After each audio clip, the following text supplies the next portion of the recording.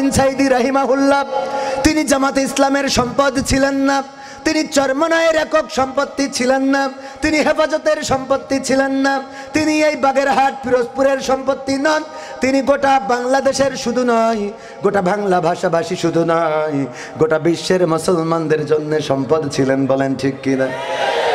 এই মানুষটার জানাজা ঢাকা শহরে করতে দিল না, এই মানুষটার লাশ আনতে হলো পুলিশ প্রহারায়। কত ষড়যন্ত্র, কত বাড়াবাড়ি, জানাজায় আসার পথে কত আক্রমণ, কত অ্যাটাক। বাগেরহাটে এসে মনে পড়ে গেল, আরে এই বাগেরহাটবাসী যারা বাধা দিয়েছিল, গাড়ি ভেঙেছিল, রক্তাক্ত করেছিল, এই মানুষগুলো তো ঠিকই এই জমিনে আছে, কিন্তু যেই মানুষগুলো করেছিল ওই আল্লাহর ওলিগুলো এখন আর দেখা নাই। রাতের অন্ধকারে বের হয়, ডাকাতি করে, চুরি করে, ছিনতাই করে, চাঁদাবাজি করে। বলেন ঠিক কিনা? ঠিক না বেটা? আর যারা মোটামুটি মুখ চিনা তারা একটাও নাই, সব চলে গেছে নেটওয়ার্কের বাইরে। ঠিক না বেটা? কারণ তারা তাদের ইলাহ হিসাবে আল্লাহকে মানে নাই। কথা কয় না? ইলাহ হিসাবে আল্লাহকে যারা মেনেছে তারা কখনো পালাই নাই, তারা কখনো পালাই নাই। আল্লাহর হুকুমে যেটা হয়েছে সেটা করেছে। যেমন আল্লাহ হুকুম করলেন, মুসা এবার যাও, তোমার 12টা গোত্র নিয়ে রওনা করো। কোথায় যাব? যাও নীল নদের তীর দিয়ে চলে যাও। ছুটা শুরু করলো, ছুটতে ছুটতে ফেরাউনের বাহিনীও পিছু নিল। মুসা আলাইহিস সালামের সফর সঙ্গী সাহাবী যারা ছিল ওরা তো একটু তেড়া ছিল, বলল, আহারে আমাদের এখন মরা ছাড়া কোনো রাস্তা নাই, মুসা তোমার দলে যোগ দিয়ে বিপদে পড়ে গেছি। মুসা বলল, কেন? কইল, সামনে নদী আর পিছনে বাহিনীটা কার? ফেরাউনের বাহিনী। সামনে নদী, পিছনে ফেরাউনের বাহিনী। এখন হয় ফেরাউনের বাহিনীর ঘোড়ার পায়ের তলে পদতলপিষ্ট হয়ে মারা যাব, অথবা এই পানিতে নাকানি চুবানি খাওয়া লাগবে। আল্লাহর নবী মুসা আলাইহিস সালাম কি হতাশ হয়েছিলেন? হতাশ হন নাই। তিনি বললেন, আমার আল্লাহ শিখিয়েছেন, লা তাকনাতু মির রাহমাতিল্লাহ, আমার রহমত থেকে নারাজ হয়ো না। যখন পৃথিবীর সবার গতি স্তমিত হয়ে যায় তখনও গতি সঞ্চালিত থাকে কার? যখন সবাই ঘুমিয়ে যায় তখন জেগে থাকেন কে? যখন কেউ আপনার ভাষা বোঝে না তখন আপনার ভাষা বোঝার মালিক কে? যখন কেউ আপনার কথা শোনে না তখন আপনার কথা শোনার জন্য একজন থাকে। আরে আমরা আল্লাহরে চিনি না, আল্লাহর কাছে মাথা নত করি না। রাতের অন্ধকারে যদি আল্লাহকে ডাক দেন, পৃথিবীর সব মানুষ ঘুমানো, আপনি যায় নামাজের বিছানায় আল্লাহকে ডাকলেন, আল্লাহ আল্লাহ, ওগো আল্লাহ।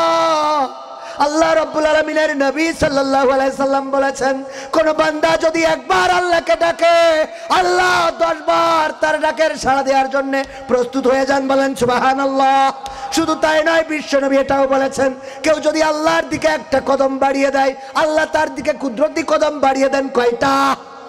10টা কদম তার দিকে বাড়িয়ে দেন।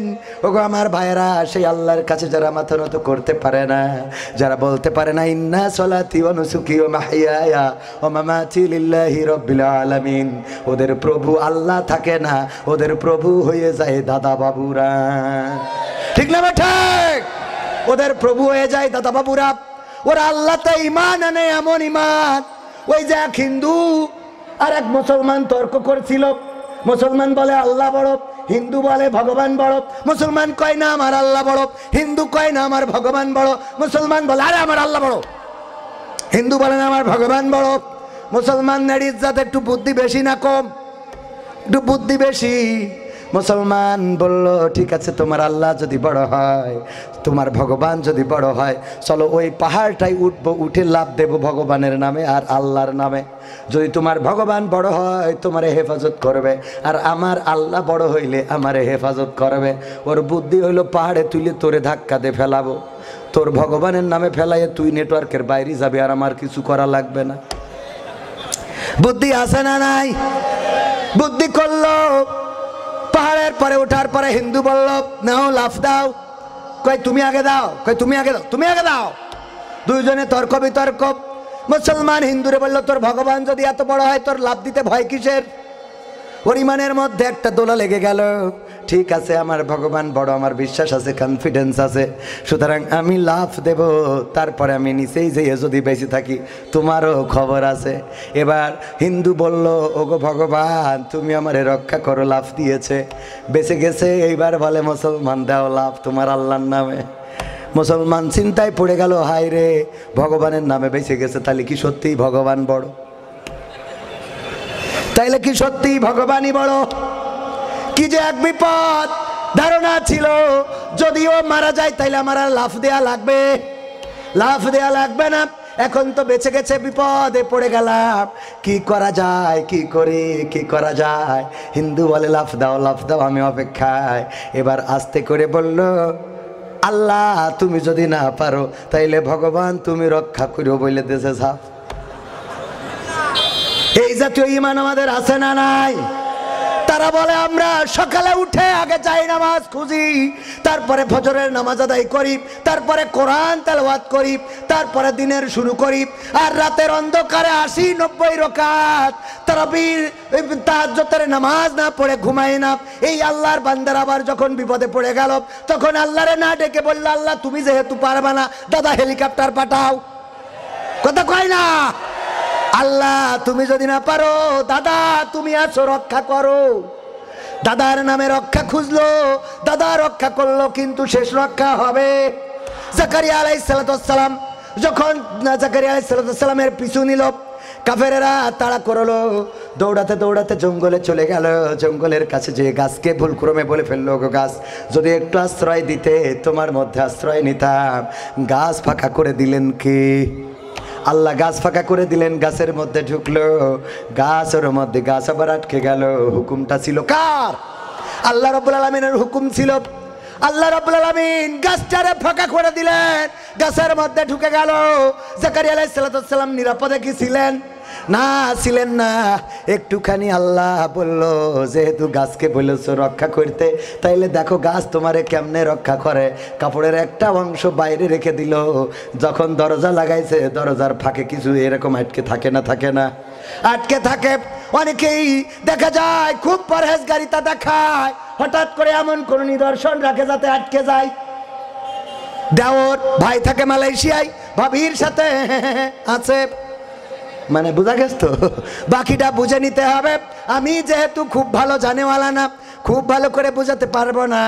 ওগো আমার ভাইয়েরা, ভাবির সাথে যখন এই অবস্থা, ওই রাতের অন্ধকারে যায়, গ্রামের লোক বলল, ও তো ভাবিরে শেষ করে ফেললো, এটা ধরা দরকার।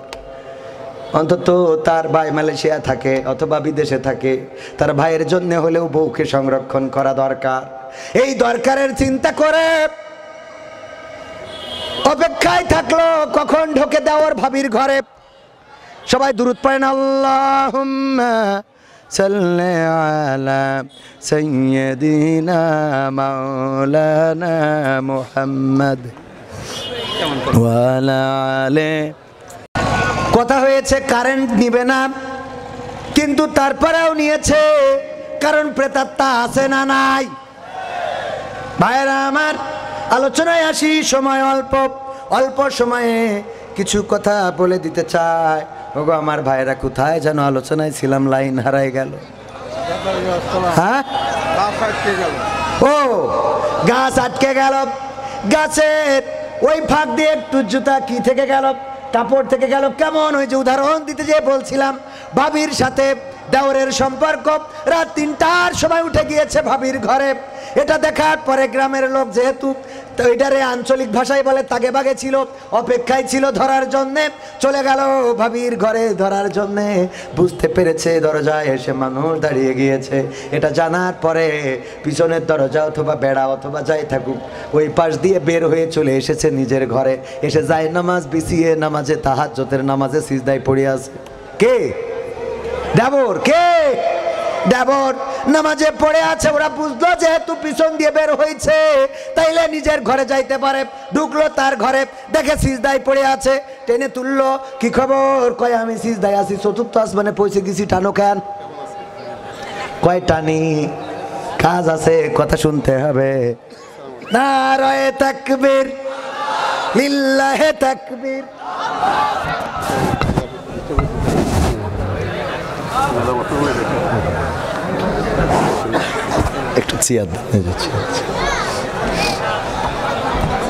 আপনারা খুশি তো?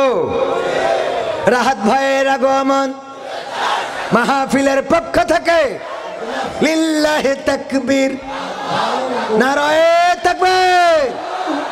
ওগো আমার ভাইয়েরা, তাইলে কি হলো? তাহাজ্জুদের বিছানায় যাই নামাজে টেনে তুলে বলল, গোটো একটু কথা আছে। কয় আমি তো সিজদায় পড়ি, চতুর্থ আসমানে পৌঁছে গেছি, টানো কেন? কয় টানলাম এই জন্য তোমার সাথে কথা আছে। কয় নামাজের সময় ডিস্টার্ব করতে নাই, আল্লাহর সাথে ধ্যানে মগ্ন। কয় ধ্যানে মগ্ন, ভালো কথা, তুই তো পরহেজগার পীর ওলিয়া উলিয়া ওলিয়া উলিয়ার পর্যায়ে পৌঁছে গেছিস, এতে আমাদের কোনো সন্দেহ নাই।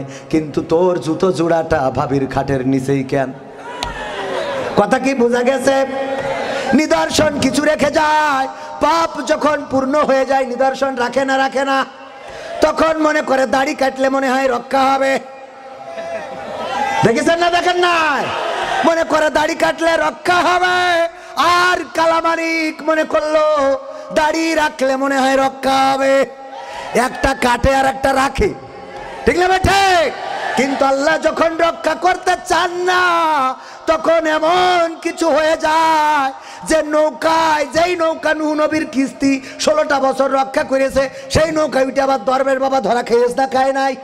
খেয়েছে। নৌকা পার হইতে গেল, আমার কালামানিক্কা বিসি পর্যন্ত হারাইছে না হারাই নাই? সব হারালো। ওগো আমার ভাইয়েরা, এই জন্য মাথায় রাখতে হবে, আল্লাহ রাব্বুল আলামিনের কাছে যদি মাথা নত না করেন, আল্লাহ রাব্বুল আলামিন বেইজ্জতি করতেও পারেন, আবার ইজ্জতও দিতে পারে না, পারে না। ইজ্জত দেওয়ার মালিক কে? আল্লামা সাইদির বাড়িতে কোনোদিন বুলডোজার চলেছে? আল্লামা সাইদি কবরে শুয়েছেন, এই মানুষটার 13টা বছর কারাগারে রাখলো। এই 13টা বছরের মধ্যে মুক্তি দিল না, মানসিক নির্যাতন করেছে, পরিবারের সাথে ভালো করে কথা বলতে দেয় নাই, দেখা করতে দেয় নাই, পরিবারের কাছে মন খুলে কথা বলতে দেয় নাই। এমনকি 13টা বছর পরে মানুষটারে আবার নিয়ে গেল জেলখানা থেকে হাসপাতাল, ইনজেকশন পুশ করলো, শহীদ করে দিল। তারপরে কি করলো ভাইরা আমার? এরপরে এই মানুষটারে শহীদ করেই ক্ষান্ত হয় নাই। 2টা সন্তান, কলিজার টুকরা সন্তানেরা যে হাসপাতালে অপেক্ষমান, একটু বাবার সাথে কথা বলতে চাই, অসুস্থ, হাসপাতালে নিয়ে আসা হয়েছে। এই মানুষটার সাথে দেখাও করতে দিল না, কথাও বলতে দিল না, আপনজনদের সাথে একটু মনের কথাটাও বলে যেতে পারলো না। ফাঁসির কাষ্ঠে যারা ঝুলেছে তাদের তো অন্তত সুযোগ দেওয়া হয়েছে পরিবারের সাথে দেখা করার জন্য। দিয়েছে না, দেয় নাই? পরিবারের সাথে দেখা করার সুযোগ দেওয়া হয়েছে। 1 ঘন্টা 2টা ঘন্টা পরিবারের সাথে মনের কথাগুলো বলেছেন। আল্লামা মতিউর রহমান নিজামী রাহিমাহুল্লাহ তিনি সন্তানদেরকে বলেছিলেন, ওগো কলিজার টুকরারা, বলো আমি ফাঁসির কাষ্ঠে কি আমার লুঙ্গি পরে যাব নাকি পায়জামা পরে যাব? কে যাবে সাথিয়ে আমার দাফন করার জন্যে? কে যাবে? তোমাদের মাকে সাথে নিয়ে যেও না, এই পথ ক্লান্ত হয়ে পড়বে, অসুস্থ হয়ে পড়বে। মনের কথাগুলো বলার সুযোগ পেয়েছেন। আর আমাদের কোরআনের পাখি আল্লামা দেলোয়ার হোসাইন সাইদিকে এমন সুযোগটাও দেয়া হয় নাই, বলেন ঠিক কিনা? এখানেই শেষ নয়, আমি হাদিসে পড়েছি, আপনারাও জানেন, বিশ্বনবী বলেছেন মৃত্যুর পরে ওই ব্যক্তি, মরা মানুষটা তার পরিবারের পরে হক রেখে যায় কয়টা? 4টা। কয়টা?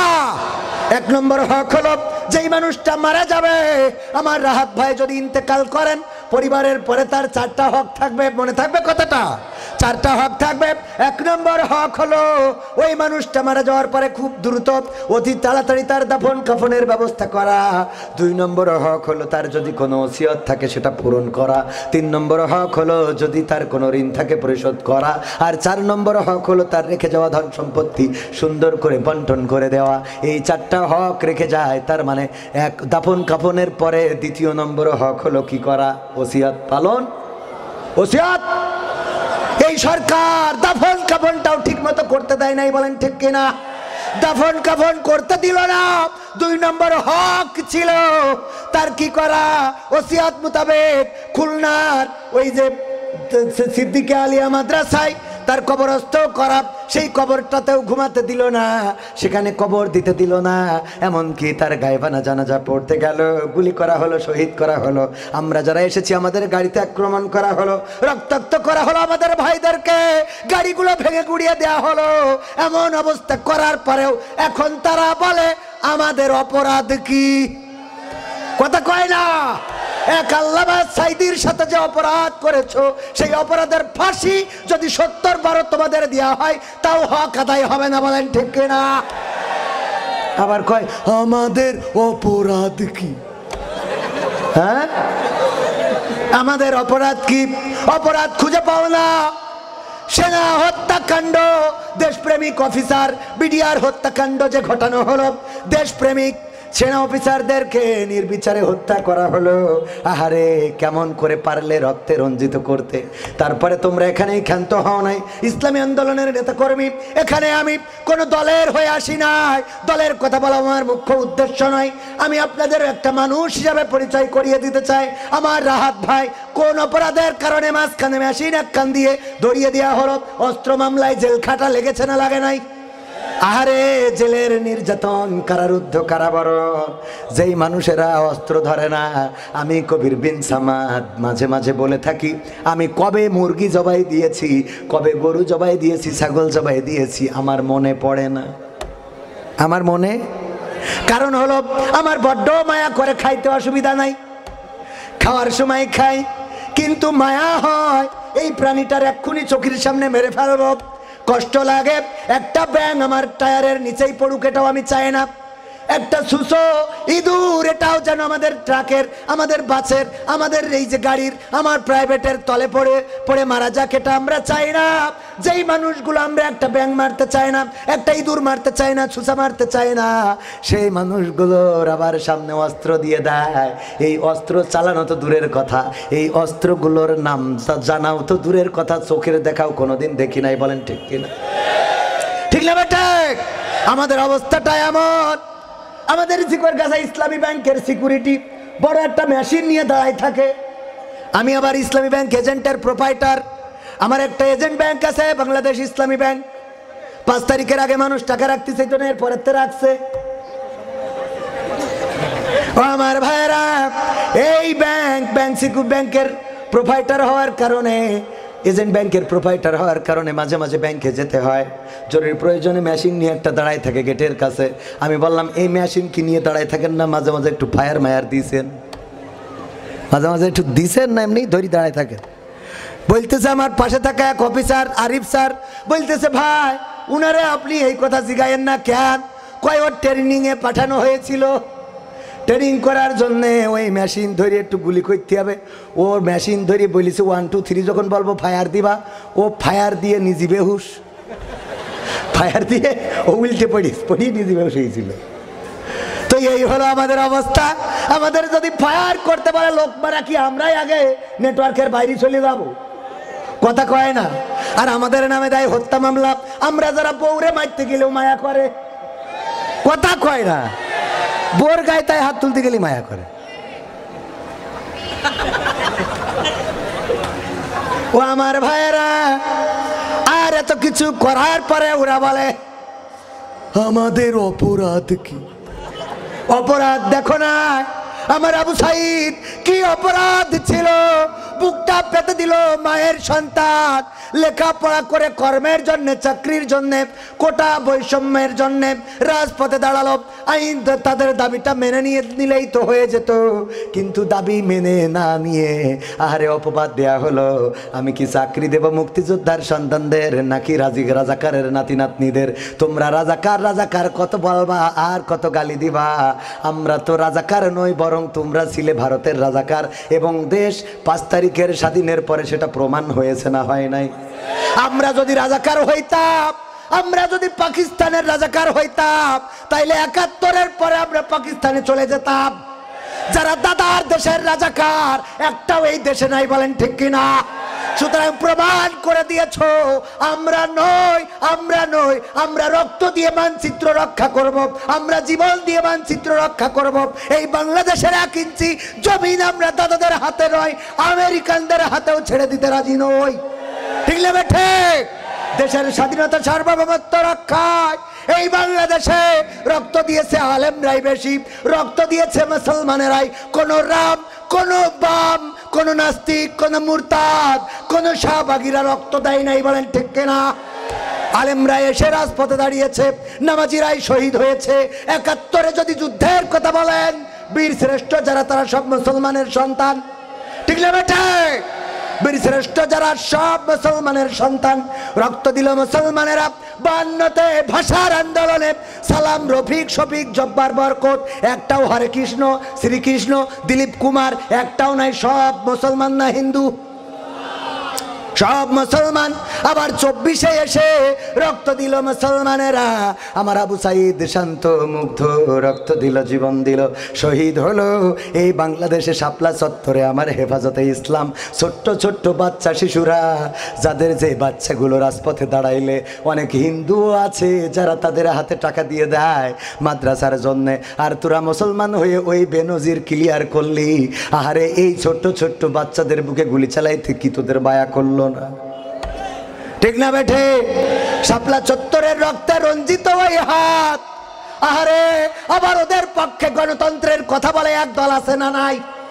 আমি তাদেরকে স্পষ্ট করে আগেও বলেছি, গণতান্ত্রিক অধিকার ভোগ করবে, এটা তো কথা ঠিক, আমরাও চাই। কিন্তু তোমাদের কাছে প্রশ্ন, যখন বালুর ট্রাক বাড়ির সামনে ছিল তখন গণতন্ত্র কোথায় ছিল?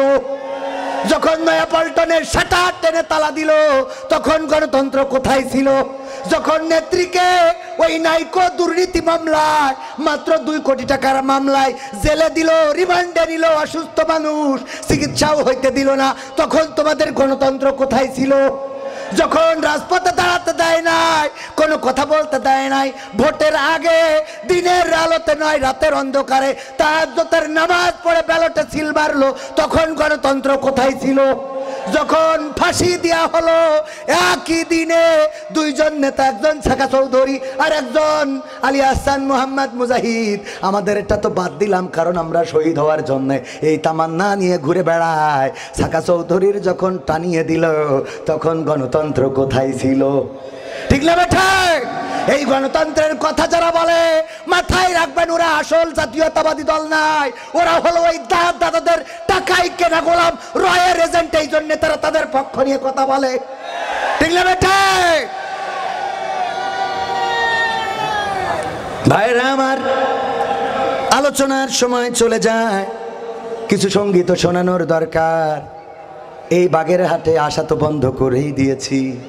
আজকের এই মাহফিলটা অনেক আগে রাখা, আমার ইসমাইল জবিউল্লাহ ভাইয়ের সম্মানে মাহফিলটাই এসেছি।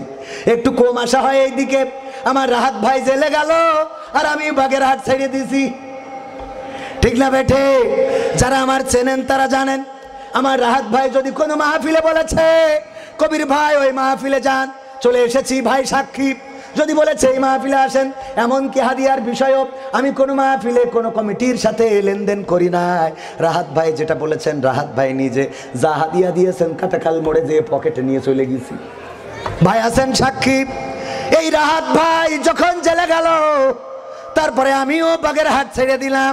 কলিজার মানুষ না থাকলে মনটায় কষ্ট লাগে না? লাগে না?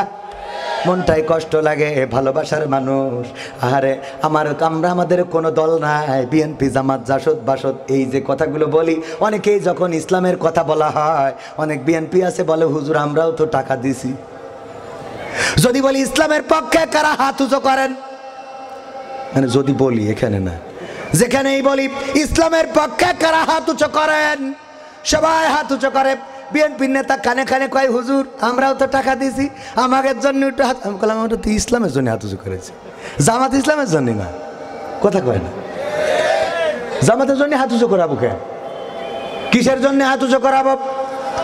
আমি বলেছি এই দেশে যদি শেখ হাসিনা ইসলাম কায়েম করতে চায়, ইসলাম কায়েম করার আন্দোলন করে, শেখ হাসিনা যদি আল্লাহর জমিনে আল্লাহর দিন প্রতিষ্ঠার জন্য নেতৃত্ব দেয়, সেই শেখ হাসিনাকেও আমাদের এই দেশে এনে তার নেত্রী মানতে অসুবিধা আছে? একজন বলছে না মানবো না। কেন? বলছে হাসিনাতে ইসলাম কায়েম নেবো না। ওর এত রাগ, বলছে হাসিনাতে নেবো না। আমার বক্তব্য হলো যদি বাংলাদেশে আওয়ামী লীগ চায় আল্লাহর জমিনে আল্লাহর কোরআন কায়েম করে দিবে, সেই আওয়ামী লীগ করতে আমাদের কোনো আপত্তি কি আছে? যদি বিএনপি চায় আল্লাহর জমিন আল্লাহর কোরআন কায়েম করে দিবে, আল্লাহর জমিন চলবে আল্লাহর আইন দিয়ে। আল্লাহ চোরের আইন দিয়েছেন, হাত কেটে দাও, ছিনতাইকারীর এক পাশের হাত অপর পাশের পা কেটে দাও, ধর্ষণকারীর মাজা পর্যন্ত গেড়ে দাও, ইট পাথরে নিক্ষেপ করো। যদি কেউ খুন করে তাকেও খুন করে দুনিয়া থেকে বিদায় করে দাও। যদি রক্তপণ নিতে চায়, পরিবার ক্ষমা করে, সেটা ভিন্ন কথা। ওগো আমার ভাইয়েরা, এইভাবে যদি আল্লাহর জমিনে আল্লাহর দিন কায়েম করার জন্য বিএনপি ভূমিকা রাখে, সেই বিএনপি করতে আমাদের কোনো আপত্তি আছে? কিন্তু এই বাংলার জমিনে যদি আল্লাহর কোরআনের বিরুদ্ধে, আল্লাহর রাসূলের বিরুদ্ধে, ইসলামের বিরুদ্ধে জামাত ইসলাম দাঁড়ায়, ওই জামাতের বিরুদ্ধে কথা বলতে আমাদের কোনো আপত্তি আছে নাকি? না, আপত্তি নাই। আমাদের মেসেজ ক্লিয়ার, আমরা কোনো বিএনপি জামাত আওয়ামী লীগ নয়, আমরা আল্লাহর পক্ষে, রাসূলের পক্ষে এবং আল্লাহর পছন্দের দিন, ইন্নাদ দীনা ইনদাল্লাহিল ইসলাম। আল্লাহ বলেছেন আমার মনোনীত বিধান হলো ইসলাম, সেই ইসলামের পক্ষে কথা বলি। বলেন ঠিক কিনা? ঠিক না ঠিক? এখন স্লোগান উঠেছে, সব দল দেখা শেষ, আগামীতে হবে দাড়ি টুপির বাংলাদেশ। ঠিক না ঠিক? কারণ সবাইকে তো দেখলাম, ইংরেজদের শাসন দেখেছি প্রায় 200 বছর, তারা শান্তি দিতে পারে না। এই দেশের মানুষের উপরে জুলুম করেছে, নির্যাতন করেছে, শাস্তি দিয়েছে, হত্যা করেছে, খুন করেছে। তারপরে আবার 47-এ দেশ ভাগ হলো। 1947-এ মুসলমান অধ্যুষিত অঞ্চল হলো পাকিস্তান, হিন্দু অধ্যুষিত অঞ্চল হলো হিন্দুস্তান। আর হিন্দুরা যারা মুসলমানদের মধ্যে ছিল, অনেকেই সম্পদ হারিয়ে চলে গেল হিন্দুস্তানে। আর মুসলমান যারা হিন্দুস্তানে ছিল, তারাও তাদের সম্পদ হারিয়ে চলে আসলো পাকিস্তানে। কেউ পূর্ব, কেউ পশ্চিমে। আসার পরে 24টা বছর তারা শান্তি দিতে পারে নাই। তারা বলতো আমাদের এই শিশু রাষ্ট্র, এই শিশু রাষ্ট্রে একটু সুযোগ দিতে হবে। 24টা বছর 2 যুগ পার করেছে, কিন্তু সেই শিশু রাষ্ট্র আর বুড়া হয় নাই। ঠিক না বেটে? আমাদেরকে শান্তি দিতে পারলো না, যার কারণে 71-এ জনগণ ফুঁসে উঠল, রাজপথে সংগ্রাম করলো, লড়াই করলো, জীবন দিল, শহীদ হলো। 71-এ একটি লাল সবুজের পতাকা আনলো, মানচিত্র আনা হলো। স্বাধীনতার 53 বছর পার হয়ে গেছে। বলেন দেখি, যে এই বাংলাদেশে ধর্ষণ মুক্ত সমাজ গড়তে চেয়েছিল, জুলুম মুক্ত, খুন মুক্ত, হত্যা মুক্ত, ধর্ষণ মুক্ত, জেনা পাপাচার মুক্ত, সেই সোনার বাংলাদেশ কি আজ পর্যন্ত গড়তে পেরেছে? আজ পর্যন্ত গড়তে পারে নাই। আমাদেরকে স্বপ্ন দেখানো হয়েছে। কেউ বলেছে আমরা সোনার বাংলাদেশ গড়ব, ঠিক না বেঠে? কেউ বলেছে সোনার বাংলাদেশ গড়ে দেব, কেউ বলেছে নতুন বাংলাদেশ গড়ে দেব, কেউ বলেছে গ্রিন বাংলাদেশ গড়ে দেব, কেউ বলেছে ডিজিটাল বাংলাদেশ গড়ে দেব, কেউ বলেছে স্মার্ট বাংলাদেশ গড়ে দেব। বলতে যে স্টেজ ভেঙেছে, ঠিক না বেঠে? ডিজিটাল বাংলাদেশ, স্মার্ট বাংলাদেশ, সোনার বাংলাদেশ, নতুন বাংলাদেশ, পুরাতন বাংলাদেশ, সব আমাদের দেখা শেষ।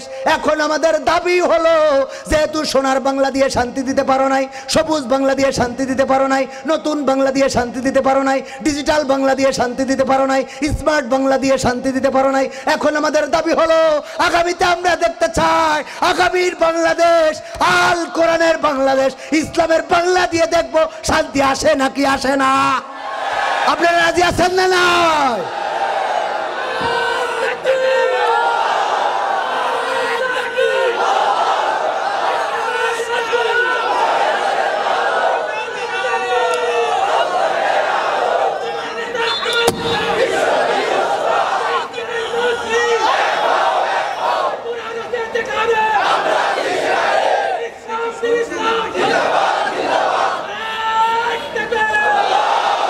আলোচনায় ফিরে আসি। সুতরাং আমার প্রথম বক্তব্য ছিল, মাথাটা নত করতে হবে কার কাছে? যদি আল্লাহর কাছে মাথা নত করে দিত, ওই যে জাকারিয়া আলাইহিস সালাম সাহায্য চাইলো কার কাছে? গাছের কাছে। আল্লাহ গাছকে ফাঁকা করে দিলেন, কারণ আল্লাহর হুকুম ছাড়া কিছু হওয়া কি সম্ভব? যদি কেউ চুরিও করতে চায়, আল্লাহর হুকুম, আল্লাহর ইচ্ছা আছে না নাই? আল্লাহ আমাদের ব্যক্তিত্বের স্বাধীনতা দিয়েছেন, স্বাধীনতা দিলাম। তুমি যদি খারাপ কাজ করতে চাও, তাও আমার রহমত তোমার পরে আছে না নাই? চোখের দৃষ্টি দিয়েছেন কে? এটা আল্লাহর রহমত। আল্লাহ রাব্বুল আলামিন স্বাধীনতা দিয়েছেন, যাও এই চোখ দিয়ে যদি তুমি চাও কোরআনটা খুলে দেখতে পারো, আর যদি তুমি চাও তাইলে এই চোখ দিয়ে তুমি লাইলাতুল ফেব্রুয়ারিতে তোমার ডার্লিং রে নিয়ে তার দিকে তাকাইয়াও থাকতে পারো, ঠিক না ঠিক? কিন্তু আমার আমার কাজ হলো পরকালের ময়দানে আমি দাঁড় করাবো আর বলবো ইকরা কিতাবাকা কাফা বিনাফসিকা আল-ইয়াওমা আলাইকা হাসিবা। পড়ো তোমার আমলনামার কিতাব, পড়ে তুমি তোমার হিসাব করে দাও। প্রতিটা পৃষ্ঠা উল্টাবা উল্টাবা উল্টাবা। ভালো কাজ যদি খুঁজে না পাও বিপদে পড়ে যেতে হবে না? হবে না? সব পৃষ্ঠায় পৃষ্ঠায় অন্যায় অপরাধ। আমি মাঝে মাঝে বলি আমার কত অপরাধ আছে। আরে আমার মা যদি জেনে যেতেন, আমার মা ভাত রান্না করে খাওয়াতেন না, বলতেন এমন সন্তান পেটে ধরি নাই, এত বড় পাপী তুমি, তোমারে আমি ভাত বেড়ে খাওয়াবো না। আমার বাবা যদি জেনে যেতেন, আমার বাবা ঘাট ধরে বের করে দিতেন, বলতেন এই বাড়িতে তোর জায়গা নাই, কুলাঙ্গার সন্তান, এত বড় পাপের পাপী তুই। যদি আমার স্ত্রী আমার অপরাধ জেনে যেতেন, তাহলে আমার স্ত্রী আমার সাথে সংসার করতেন না, আমাকে বলতেন আরে যেই মানুষটারে আমি ফেরেশতা মনে করতাম সেই মানুষটার মধ্যে এত অপরাধ এত পাপ। যদি আমার সন্তানেরা আমার অপরাধ জেনে যেত, তাইলে বাবা বলে ডাকতো না, বলতো বাবা তোমারে বাবা ডাকার জন্য ঘৃণা হয়। আরে এত অপরাধে অপরাধী তুমি, আমার গুনার যদি গন্ধ থাকতো, এত দুর্গন্ধ বের হইতো, ডানে বামে কোনো মানুষ এসে বসতো না। এমনকি আপনারা আমার এই মাইকে কথা বলতে দিতেন না কবির ভাই। এমন গুনাহগার মানুষরা তো স্টেজে কথা বলতে দেয়া যায় না। আমি কতটুকু পাপী কতটুকু অপরাধী পৃথিবীর কোনো মানুষ না জানলেও জানেন কে? জানেন কে? যে আল্লাহ আমার অপরাধ জানেন, আমার রাতের খবর জানেন, দিনের খবর জানেন, আমি গাড়িতে কি করি বাড়িতে কি করি জানেন না? জানেন না? আমি রাতের অন্ধকারে কি করি, দিনের আলোতে কি করি, আমি ভাগা প্রান্তরে কি করি, আমি ছাদের নিচেই কি করি, আমি জঙ্গলে কি করি, লোক সম্মুখে কি করি, লোকের আড়ালে কি করি, পৃথিবীর কোনো মানুষ না দেখলেও আল্লাহ দেখেন। আল্লাহর এই কিতাব থেকে কোনো কিছু এড়াই না।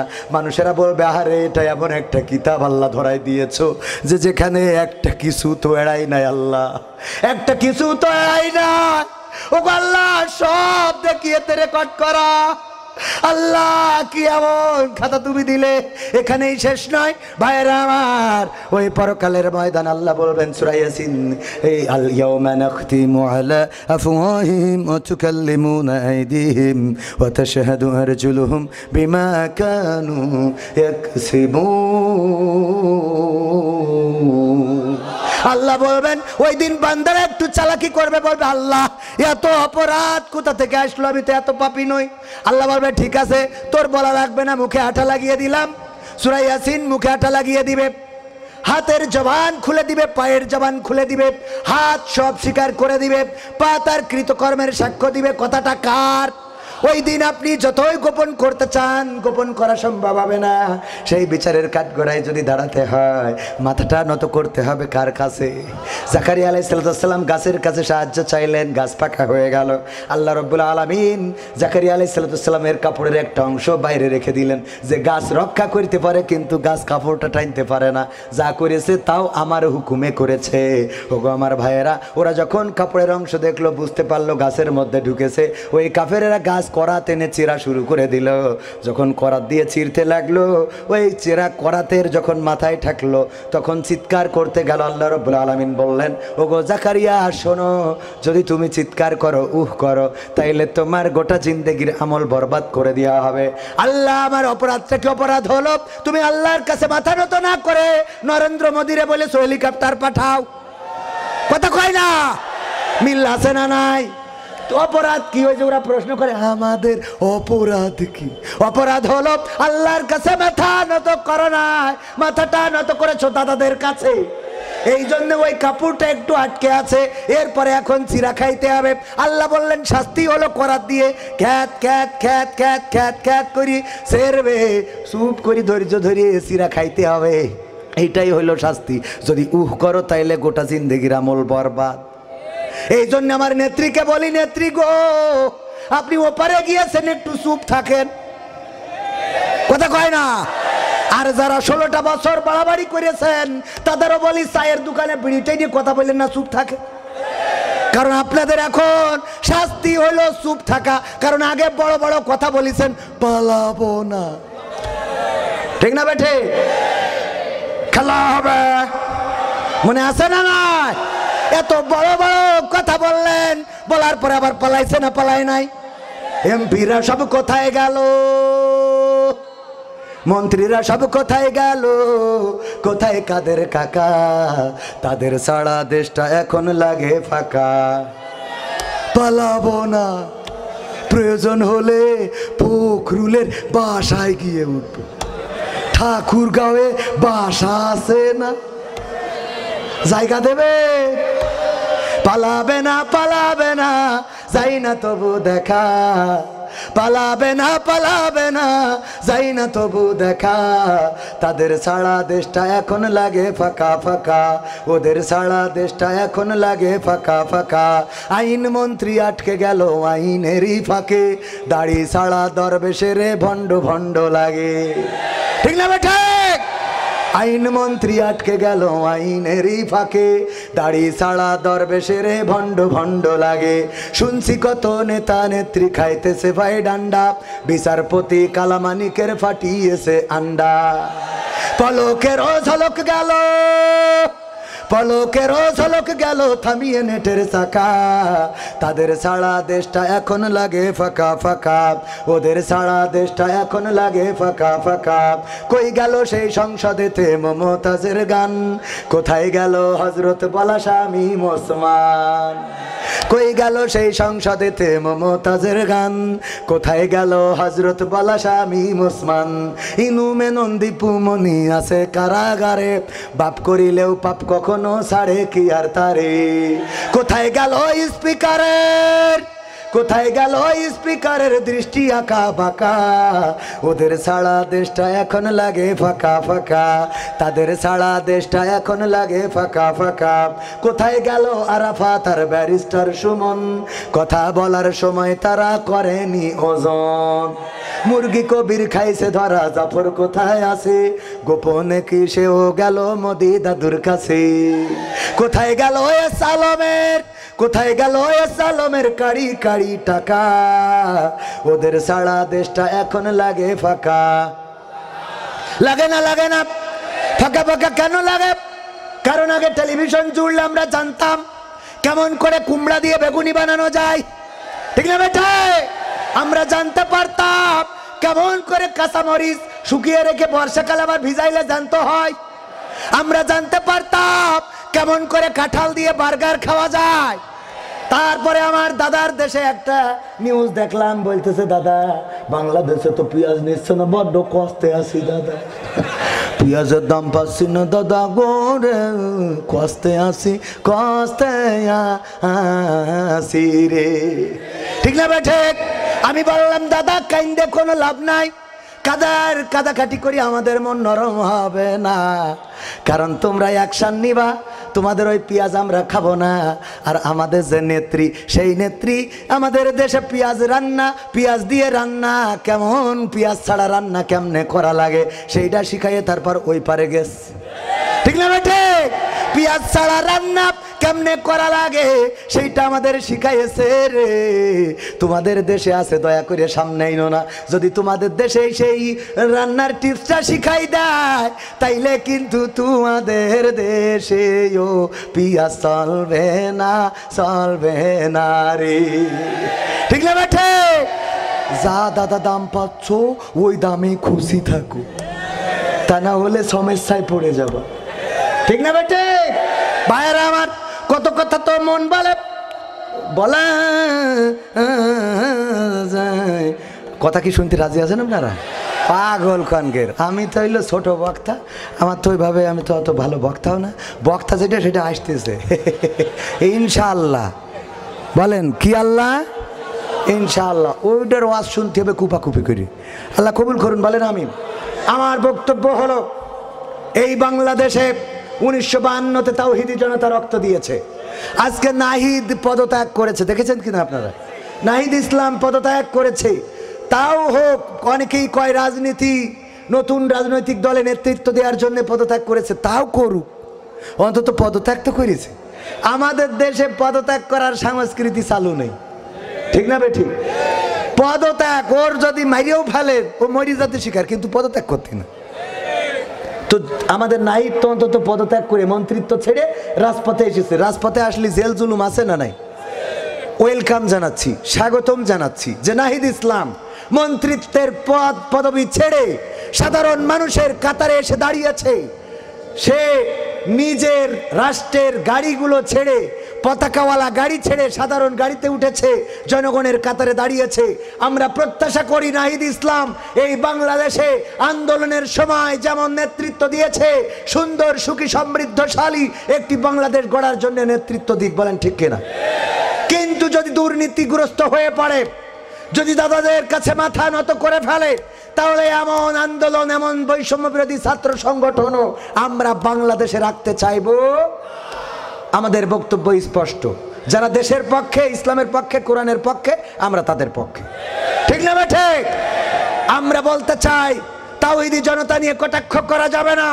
এই বাংলাদেশে প্রতিটা আন্দোলনে রক্ত দিয়েছে এই তাওহীদি জনতা।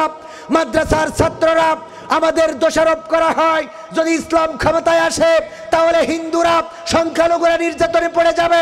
5 তারিখের পরে আমার মাদ্রাসার ছাত্ররা, হাফেজে কোরআনেরা, আলেম ওলামারা, তারা মন্দির পাহারা দিয়ে প্রমাণ করে দিয়েছে এই আলেমদের কাছেই সংখ্যালঘুরা নিরাপদ। বলেন ঠিক কিনা? সুতরাং ষড়যন্ত্র করে কোনো লাভ নাই, ষড়যন্ত্র করে কোনো লাভ হবে না। ইসলাম কি জিনিস সেটা হিন্দু, বৌদ্ধ, খ্রিস্টান বুঝেছে, এই জন্য অনেক হিন্দু এখন আবার ইসলামী দল করে। ঠিক না ঠিক? শুধু তাই নয়, চরমনায়ের বড় মাহফিলে দেখলাম বৌদ্ধদের নেতা, তাদের ধর্ম যাজক সেখানে এসে ভাষণ দিয়েছে। শুধু ভাষণ দেয় নাই, কোরআন থেকে আয়াতে কারিমা উল্লেখ করেছেন, কুল্লু নাফসিন যায়িকাতুল মাউত, প্রত্যেক প্রাণীকেই মৃত্যুর স্বাদ গ্রহণ করতে হবে।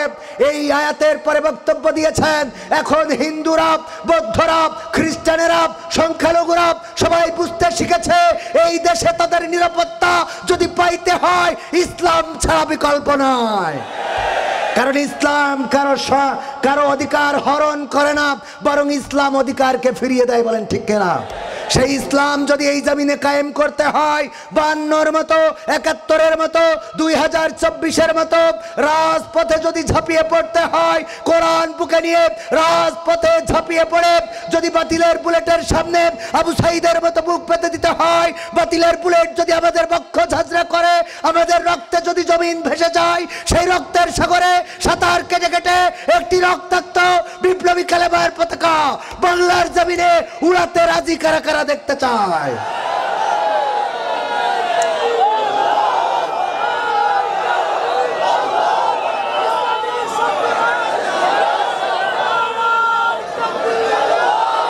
এই বাংলাদেশে আর কোন সিদ্ধান্ত আলেম ওলামাদের বাইরে রেখে নেওয়া যাবে না।